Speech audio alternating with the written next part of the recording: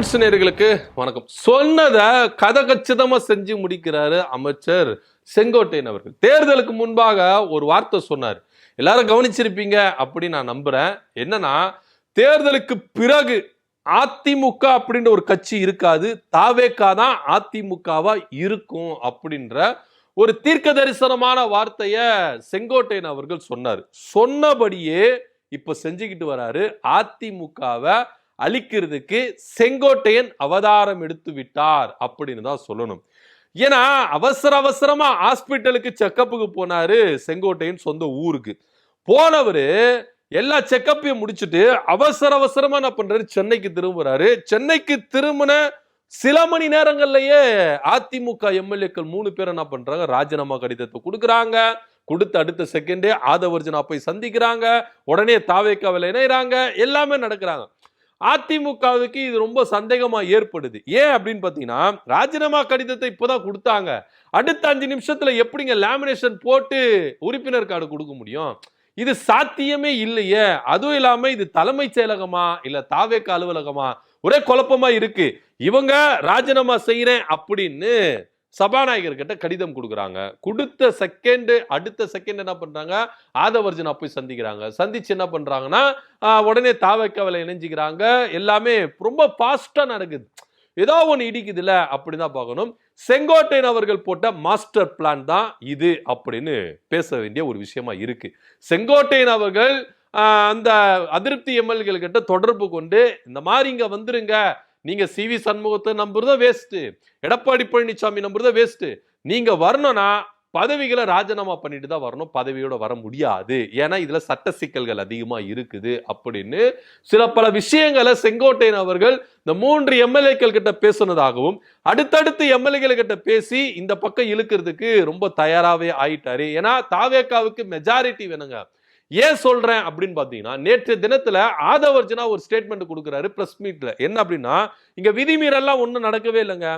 ப்ராப்பரா என்ன பண்ணாங்கன்னா, எம்எல்ஏ கடிதத்தை கொடுத்தாங்க, மரியாதை நிமித்தமா என்ன சந்திச்சாங்க, பனையூர் அலுவலகத்துல அவங்களுக்கு என்ன பண்ணோம், சால்வே போட்டு நாங்க என்ன பண்ணோம், உறுப்பினர் கார்டு கொடுத்து அவங்கள கட்சியில அதிகாரப்பூர்வமா இணைச்சுக்கிட்டோம் அப்படின்னு சொல்றாரு. சொன்னவர் அப்படியே நிப்பாட்டி இருந்தா பிரச்சனை கிடையாது.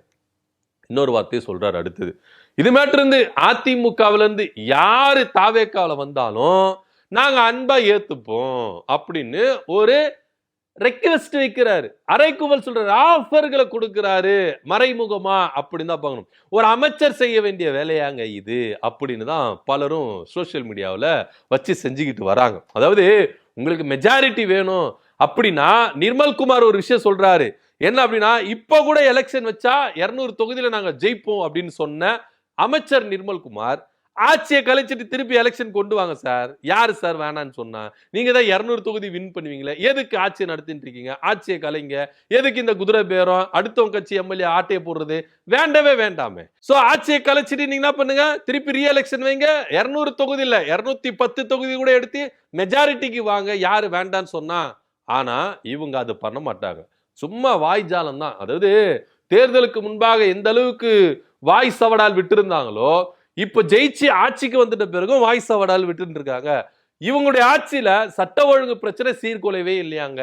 அமைச்சர் நிர்மல்குமார் சொல்றாரு, சட்ட ஒழுங்கு பிரச்சனை ரொம்ப சீரா இருக்குது, எதுவும் சீர்குலையில அப்படின்னு சொல்றாரு.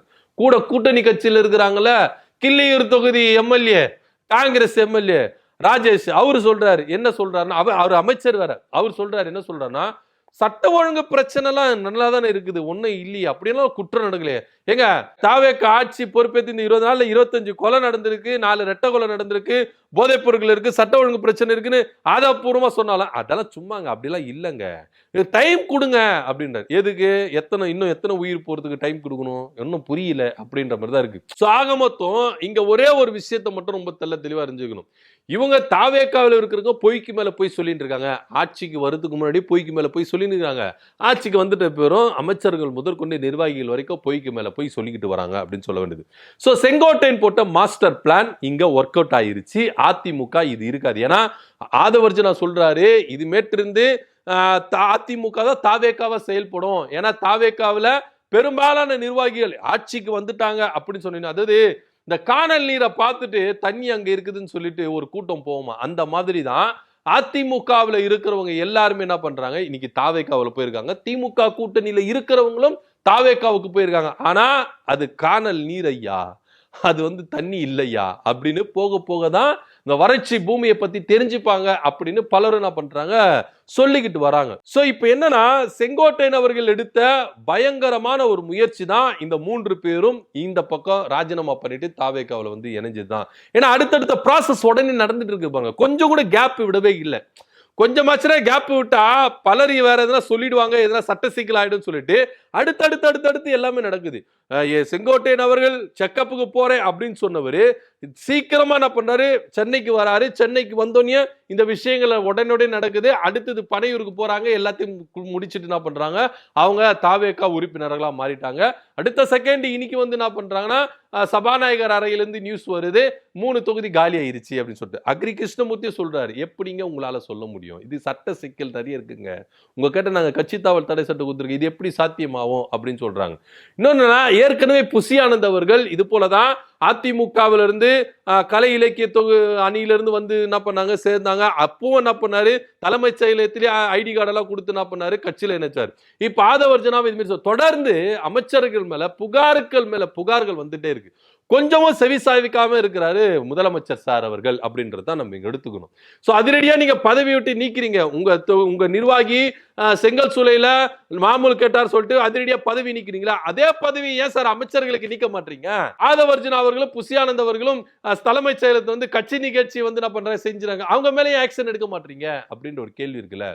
சோ இது எல்லாமே ரொம்பவே, அதாவது தாவேகா அரசு குதிரை பேரத்தில் ஈடுபடுது அப்படின்னு தொடர்ந்து என்ன பண்றாங்க, அதிமுகவில் குரல் கொடுத்தாங்க. சட்டமன்றத்திலேயே எடப்பாடி பழனிசாமி அப்பவே பேசுறாரு, நம்பிக்கையில தீர்மானம் கொண்டு வரும்போது அதை யாருமே பெருசா எடுத்துக்கல. ஆனா இன்னைக்கு பாத்தீங்களா, 3 எம்எல்ஏக்கள் என்ன பண்ணிருக்காங்க, அந்த பக்கம் போயிருக்காங்க. குதிரை பேரத்தினாலதான் இப்ப அடுத்து எல்லாரும் போறாங்க, லைனா என்ன பண்றாங்க, அடுத்தடுத்து எல்லாமே நடக்கும் அப்படின்னு சொல்லிட்டுதான் சொல்லிட்டு இருக்காங்க. இதனுடைய நீட்சியின் காரணமா தான் ஆதவர்ஜுனா அவர்கள் என்ன சொல்றாரா, அதிமுகவிலிருந்து தாவேகாவில தான் அன்போடு ஏற்றுக்கொள்வோம், இதுல எந்த விதிமீறலும் இல்ல, எந்த குதிரை பேரும் இல்ல, அவங்க விருப்பப்பட்டு வராங்க, நாங்க ஏத்துக்கிறோம் அப்படின்னு என்ன பண்றாரு சொல்றாரு. தன்னுடைய மெஜாரிட்டிய இவங்க என்ன பண்ணணும், கூட்டிக்கணும் அப்படின்றதுக்காகவே இந்த மாதிரி செயல்கள்ல ஈடுபடுறாங்க அப்படின்னு பேசப்படுது. இதுவரைக்கும் தமிழ்நாட்டுல எத்தனையோ கட்சிகள் ஆண்டு இருக்கு, இது மாதிரி செய்யவே இல்லை. ஆனா ஆதவர்ஜுனா தான் செய்யறாரு. இன்னொரு சொன்னார் ஆதவர்ஜுனா, ஓபிஎஸ் வந்தாருங்க, வைத்தியலிங்கம் வந்தாரு, நீங்க சேர்த்து அது குதிரை பேரம் இல்லையா?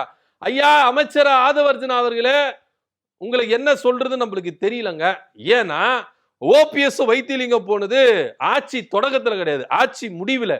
சோ முடிவுல என்ன பண்ணாங்க, அவங்க போய் சேர்ந்தாங்க. அதுவும் இல்லாம அவங்களா தானா சேர்ந்தாங்களே கண்டி, அவங்களுக்கு நீங்க இங்க வாங்க, உங்களுக்கு அமைச்சர் பதவி தரோம், நீங்க இங்க வாங்க, உங்களுக்கு பதவிகளை வாரி தரோம் அப்படின்னு திமுக ஒருபோதும் அங்க சொல்லவே கிடையாது. அவங்க ஆட்சி முடிவுல தான் சேர்ந்தாங்களே கண்டி, ஆட்சி தொடக்கத்துல அவங்க சேரவே இல்லை. அதுவும் இல்லாம அவங்களுக்கு மெஜாரிட்டி இருந்தது, திமுகவுக்கு மெஜாரிட்டியான எம்எல்ஏக்கள் இருந்தாங்க, இவங்களா விருப்பப்பட்டு போனாங்க. அவங்களுக்கு மெஜாரிட்டி இல்லாம ஒண்ணு கிடையாது, இவங்க போயிட்டு முட்டு கொடுக்கிறதுக்கு. ஆனா உங்களுக்கு அப்படி கிடையாது, மெஜாரிட்டி இல்ல, ஆட்சி தொடக்கத்துல இவ்வளோ கலவரங்கள் நடந்துட்டு இருக்கு அரசியல் வட்டாரத்துல, அதிமுகவில் பிளவுகள் ஏற்பட்டிருக்கு, அதிருப்திகள் ஏற்பட்டிருக்குது. இந்த அதிருப்திகளை உங்களுக்கு லாபகரமா யூஸ் பண்ணிக்கிறீங்களா?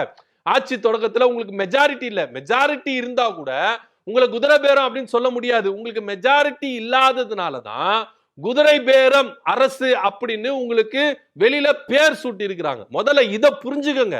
இதை புரிஞ்சுக்கின்னு திமுக இதை செஞ்சுதே, திமுக அதை செஞ்சுதே, அப்ப பேசலையே இப்ப பேசலையேன்னு சொல்லிட்டு தையத்தக்க தாம் தக்க குதிக்காதீங்க. ஏன்னா திமுக செஞ்சது வேற, நீங்க செய்யறது அதுக்கும் மேல அப்படின்னு தான் இங்க சொல்லணும். ஏன்னா திமுக மெஜாரிட்டி இருந்தது, விருப்பப்பட்டு இவங்களா போய் சேர்ந்தாங்க. ஆனா இவங்க விருப்பப்பட்டு சேர்ந்தாங்களா அப்படின்றது ஒரு பெரிய கேள்விக்குறியா இருக்குது அப்படின்னு தான் போகணும். ஏன்னா விருப்பப்பட்டு சேர்ந்திருந்தா ஆரம்பத்திலேயே இவங்க என்ன பண்ணிருக்கணும், உங்க கட்சிக்கு ராஜினாமா பண்ணிட்டு வந்திருக்கணும்.